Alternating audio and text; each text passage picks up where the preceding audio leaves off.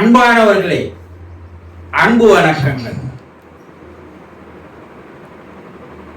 ஒரு கதை ஒன்று இருக்கிறது. அது கற்பனையா கதையா என்பது அந்த கதையில் இருக்கின்ற கருத்தை தான் நம்ம முக்கியமா பார்க்கணும். கைலாயத்தில் சிவனும் பார்வதியும் அமர்ந்து பேசிக் கொண்டிருக்கிறார்கள். சிவன் என்ன சொல்றாரு, படைப்பு தொழில நான் ஆரம்பிக்க போறேன் என்று கூறுகிறார். பார்வதி கேட்கிறா, படைப்பினுடைய நோக்கம் என்ன சாமி? எல்லா உயிரினங்களும் சந்தோஷமாக, ஆனந்தமாக, மகிழ்ச்சியாக, இன்பமாக வாழ வேண்டும் என்பதுதான் என்னுடைய படைப்பினுடைய நோக்கம், லட்சியம், குறிக்கோள் என்று கூறுகிறார். ஓர் இனங்களிலிருந்து 5 இனங்கள் வரை உங்களுடைய நோக்கம் நிறைவேறலாம். ஆனா 6வது அறிவி என்று ஒரு மனிதனை படைக்கிறீர்களே, அங்கே உங்களுடைய நோக்கம் நிறைவேறாது என்று பார்வதி கூறுகிறார். ஏன் என்று கேட்கிறார். படைத்து பாருங்கள், மனிதனை பூமியில் படைத்து பாருங்கள், பின்பு என்ன நடக்கிறது என்று நீங்களே தெரிந்து கொள்வீர்கள் என்று கூறுகிறார். ஏன் பார்வதி சூட்சுமா எதையோ மறைத்து பேசுகிறாள்? சரி, அவ பேசட்டும், நம்ம படைக்கலாம் என்று எல்லா உயிரினங்களையும் படைத்து மனிதர்களை படைத்தார். படைத்தவுடன் தான் தெரிஞ்சது என்னடா இது பிரச்சனை என்று. ஏன்னா மனிதர்கள் ஆனந்தமாக, இன்பமாக, மகிழ்ச்சியாக வாழ்வதற்கு வழிகளை தேடாமல், அது தெரிஞ்சிக்காம எல்லாம் கோயிலில் போய் இறைவன்கிட்ட, இறைவா அவன் என் மேல எனக்கு பொறாமையா இருக்கு, அவன் என்ன பழி வாங்குறான், அவன் என் பொருளை பிடிக்கணும், நான் கஷ்டத்தில் இருக்கிறேன், அவன் பணக்காரனாகிறான், இப்படி ஏகப்பட்ட புகார்கள், இறைவனாலேயே சமாளிக்க முடியாத பெரிய பெரிய புகார்கள். இது என்னடா பெரிய பஞ்சாயத்தா போச்சு, இவனை எதுக்கு படைச்சோனே இவன் தெரிஞ்சுக்கலையே, இவனுக்கு அறிவு கொடுத்தோமே, ஆனா இவன் முட்டாளா கிடக்கிறானே.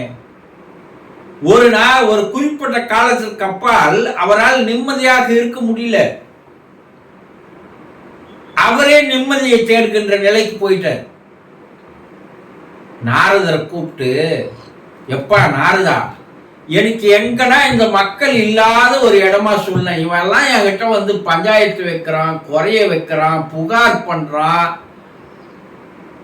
எனக்கு இதை கேட்டு கேட்டு கேட்டு எனக்கு வெறுப்பாகி விட்டது, எங்கன்னா ஒரு இடம் சொல்லு என்று சொல்கிறார்.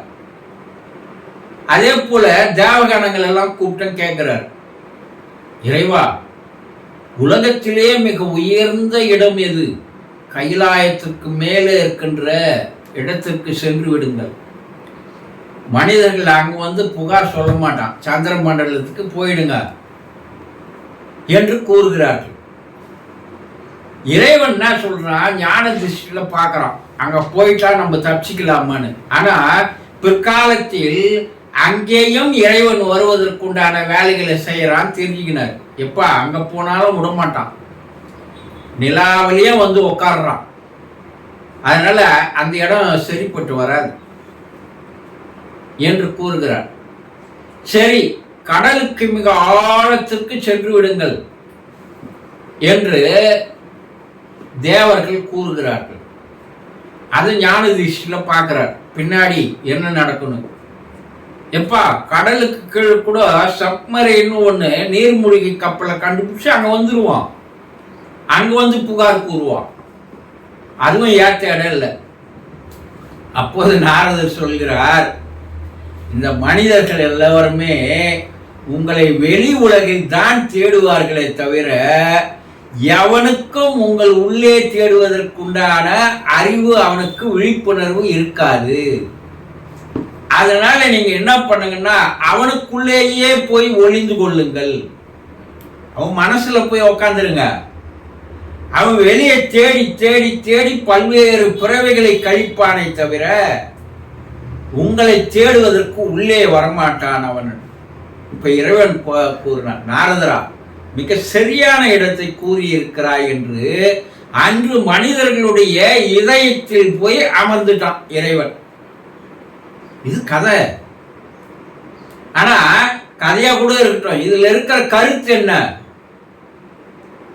இருக்கும் இடத்தை விட்டு இல்லாத இடம் தேடி எங்கெங்கோ அலைகின்றாய் ஞான தங்கமே. நீ ஏதும் அறியாதவரடி ஞான தங்கமே. சித்தர் எங்கத்தான் அந்த பாடல பாடுறாம்பார். எப்பா, இறைவன், ஆண்டவன், தெய்வம், கடவுள், பரம்பொருள், பரமபிதா உனக்குள்ளதான் இருக்கிறானே தவிர அவன் வெளியே எங்கேயும் கோயில் இல்ல, கருவறையில் இல்ல, மலை மேல இருக்கிற கோயில் இல்ல, அவன் எங்கேயுமே இல்லடா. நீ தேடி தேடி தேடி தேடி உன்னுடைய பிறவியை வீணாக்கி கொள்வாயை தவிர பல பிறவிகள் எடுத்தாலும் நீ அவனை கண்டுபிடிக்க முடியாது. ஏன்னா ஒரு திருடன் அந்த திருட்டின வீட்டிலே போய் ஒழிஞ்சிக்குவோம். இந்த திருட்டு போனவனுடைய வீடு அவன் போய் காவல் நிலையத்தில் கம்ப்ளைண்ட் கொடுத்தா இவன் ஊரெல்லாம் தேடுவான். ஆனா திருடன் எங்க இருப்பான்? அவன் வீட்டிலே ஒழிஞ்சிட்டு இருக்கிற மாதிரி இந்த இறைவன் அவனுக்குள்ளேயே இருக்கிறான். இதை இன்னைக்கு சொல்லலைங்க, பல ஆயிரம் ஆண்டுகளுக்கு முன்னாடியே ரிக் வேதம், யசுர்வேதம், சாமவேதம், அதர்வண வேதம் என்ற வேதங்கள்லேயே அகம் பிரம்மாஸ்மி சொன்னாங்களா இல்லையா?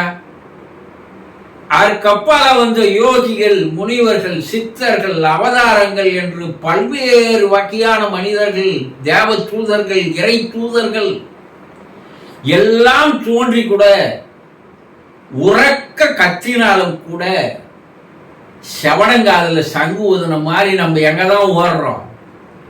கோயில் கோயிலா போய் டிசைன் டிசைனா இருக்கிற வடிவமைக்கப்பட்ட உருவ சிலைகளில் போய் கடவுளை தேடி கொண்டிருக்கிறோமே தவிர உனக்குள்ளே இருந்து உயிராக, ஆன்மாவாக உன்னை ஏற்றி வருகின்ற அறிவு சுடராக, ஒளியாக இருக்கின்ற அவனை அறிந்து கொள்வதற்கு 1% கூட ஒரு ஆர்வமோ அக்கறையோ இல்லாமல் உள்ளே போய் தேடுவதை விட்டுவிட்டு வெளியிலாம் தேடி தேடி தேடி தேடி என்ன ஆவறீங்க? காலம் வீணாகிறது, ஆயில் வீணாகிறது, எல்லாம் வீணாதான் போகுது. ஆனாலும் என்ன பண்றோம்? தேனில் விழுந்த ஈ மாறி அது போதையிலேயே இருக்கிற மாதிரி இந்த போதையிலேயே நாம் இருந்து கொண்டு இருந்தால் முடியாது. அப்ப விழிப்புணர்வு பெற்றவர்கள் தான் சித்தர்கள் தான் சொல்றாங்க, அப்பா இறைவன் உனக்குள்ள இருக்கிறான், கடவுள் உனக்குள்ள இருக்கிறான்.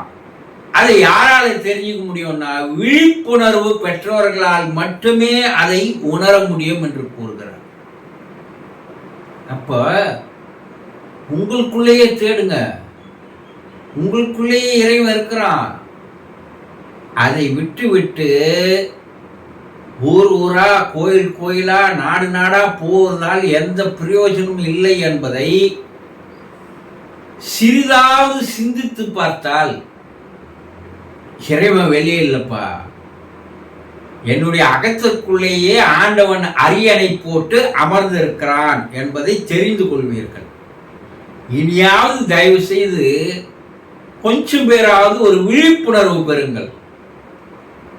அதுதான் என்ன சொன்னார் வள்ளல் பெருமான், அண்டத்தில் இருப்பதை உனது பிண்டத்தில் தேடினார்.